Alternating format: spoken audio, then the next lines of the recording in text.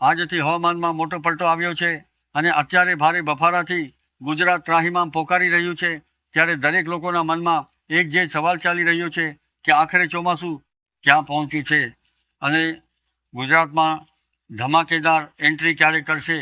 છેલ્લા ઘણા દિવસોથી રાજ્યના મોટાભાગના વિસ્તારોમાં તાપમાન સતત ઊંચું જઈ રહ્યું છે અને હવામાં ભેજનું પ્રમાણ વધતા લોકોને ગરમી કરતાં વધુ બફારો હેરાન કરી રહ્યો છે.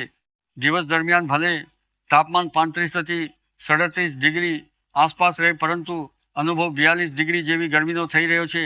ખાસ કરીને બપોરના સમયે લોકો ઘરની બહાર નીકળવાનું ટાળી રહ્યા છે, કારણ કે હાલની ગરમી શરીરને કંટાળી નાખે તેવી બની ગઈ છે. પરંતુ હવે ધીમે ધીમે હવામાનમાં બદલાવના સંકેતો જોવા મળી રહ્યા છે. ભારતીય હવામાન વિભાગ અને વિવિધ આંતરરાષ્ટ્રીય મોડલ્સ મુજબ ચોમાસું આગળ વધી રહ્યું છે અને કેરળની નજીક પહોંચી ગયું છે. જોકે તેની ગતિ હાલમાં થોડી ધીમી છે, કારણ કે ઉપરના લેવલ પર વેસ્ટર્ન ડિસ્ટર્બન્સીસ કરીએ છે અને જેટ સ્ટ્રીમ પણ હજી હિમાલયના ઉપરના ભાગોમાંથી પસાર થઈ રહી છે, જેના કારણે ચોમાસાને સંપૂર્ણ રીતે ગતિ પકડવામાં થોડો સમય લાગી રહ્યો છે. પરંતુ હવે આગામી દિવસોમાં પરિસ્થિતિ ધીમે ધીમે અનુકૂળ બનશે તેવી શક્યતા વ્યક્ત કરવામાં આવી રહી છે.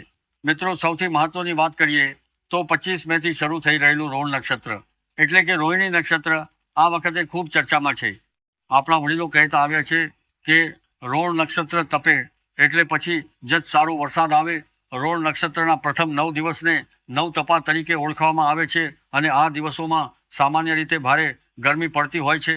આ વખતે પણ એવું જ એક વાતાવરણ બનતું જોવા મળી રહ્યું છે. ગરમી અને બફારો બંનેનું પ્રમાણ વધશે અને લોકો અકળાઈ જશે. જો કે આ જ સમયગાળામાં કેટલાક વિસ્તારોમાં ગાજવીજ સાથે પ્રી મોન્સૂન એક્ટિવિટી પણ શરૂ થઈ શકે છે. એટલે કે અચાનક કાળા ડિબાંગ વાદળો છવાઈ જાય, ધૂળની આંધી સાથે પવન ફૂંકાય અને ક્યાંક ક્યાંક ઝાપટાં અથવા છૂટાછવાયા વરસાદ જોવા મળે તેવી શક્યતા છે. હાલમાં અરબી સમુદ્રમાં ચોમાસું સક્રિય બનતું જઈ રહ્યું છે અને કેરળની અંદર 26થી 27 મે આસપાસ ચોમાસાની સત્તાવાર એન્ટ્રી જાહેર થઈ શકે છે. ત્યારબાદ ચોમાસું કર્ણાટક, ગોવા અને દક્ષિણ ભારતના અન્ય વિસ્તારો તરફ આગળ વધશે. બીજી તરફ બંગાળની ખાડીમાં પણ હળવી સિસ્ટમ બનવાના સંકેતો મળી રહ્યા છે. જો આ સિસ્ટમ મજબૂત બને તો તેનો સીધો ફાયદો ગુજરાતને મળી શકે છે. હાલમાં જે મોડલ દેખાઈ રહ્યા છે તે મુજબ 30 અને 31 મે પછી ગુજરાતમાં પ્રી મોન્સૂન એક્ટિવિટી સક્રિય થવાની શક્યતા છે. દક્ષિણ ગુજરાત, સૌરાષ્ટ્ર અને ઉત્તર ગુજરાતના કેટલાક વિસ્તારોમાં ગાજવીજ સાથે વરસાદી માહોલ બની શકે છે. ખાસ કરીને સુરત, ડાંગ, નવસારી, વલસાડ, અમરેલી, ભાવનગર, બોટાદ, ગીર સોમનાથ તેમજ અમદાવાદ અને આસપાસના વિસ્તારોમાં 1 અને 2 જૂન આસપાસ વાતાવરણમાં મોટો ફેરફાર જોવા મળી શકે છે. કેટલાક વિસ્તારોમાં કડાકા ભડાકા સાથે વરસાદ પડવાની પણ શક્યતા વ્યક્ત કરવામાં આવી રહી છે. જો કે હાલ જે સૌથી મોટી ચિંતા છે તે વરસાદના પ્રમાણને લઈને છે. આંતરરાષ્ટ્રીય હવામાન મોડલ ACMWF મુજબ જૂન મહિનાની શરૂઆતમાં ગુજરાતમાં સામાન્ય કરતાં ઓછો વરસાદ પડી શકે છે. એટલે કે ચોમાસું સમયસર આવી જાય તેવી શક્યતા છે, પરંતુ વરસાદનો જોર કદાચ ઓછો રહી શકે છે. ખાસ કરીને 15 જૂન સુધીનો સમયગાળો થોડો નબળો રહે તેવી શક્યતા દેખાઈ રહી છે. એટલે ખેડૂત મિત્રો માટે આ વખતે ખૂબ સાવચેતી રાખવાની જરૂર છે. માત્ર પ્રથમ વરસાદ પડતા જ વાવણી શરૂ ન કરી દેવી.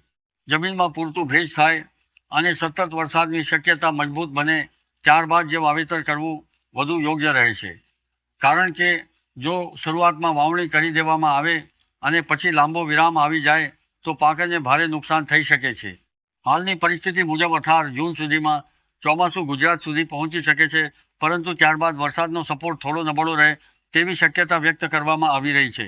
બીજી તરફ કેટલાક હવામાન નિષ્ણાતોનું કહેવું છે કે આદ્રા નક્ષત્ર દરમિયાન સારો વરસાદી રાઉન્ડ આવી શકે છે. એટલે જૂન મહિનાના મધ્ય બાદ સ્થિતિ વધુ અનુકૂળ બનતી જોવા મળી શકે છે. હાલ માટે તો લોકોને ગરમી અને બફારાથી થોડી વધુ પરેશાની સહન કરવી પડશે, પરંતુ ધીમે ધીમે હવામાનમાં ફેરફાર શરૂ થઈ જશે. આગામી દિવસોમાં કાળા વાદળો, ગાજવીજ અને પ્રી મોન્સૂન વરસાદનું આગમન રાજ્યના અનેક વિસ્તારોમાં રાહત લાવી શકે છે. હવે જોવાનું રહેશે કે બંગાળની ખાડીમાં બનનારી સિસ્ટમ કેટલી મજબૂત બને છે અને અરબી સમુદ્રમાંથી ચોમાસું કેટલી ઝડપથી આગળ વધે છે. જો બંને તરફથી અનુકૂળ પરિસ્થિતિ ઊભી થશે તો ગુજરાતમાં સારો વરસાદી માહોલ બની શકે છે. પરંતુ હાલના સંકેતો પ્રમાણે શરૂઆતમાં વરસાદ થોડો ઓછો રહે તેવી શક્યતા નકારી શકાય તેમ નથી.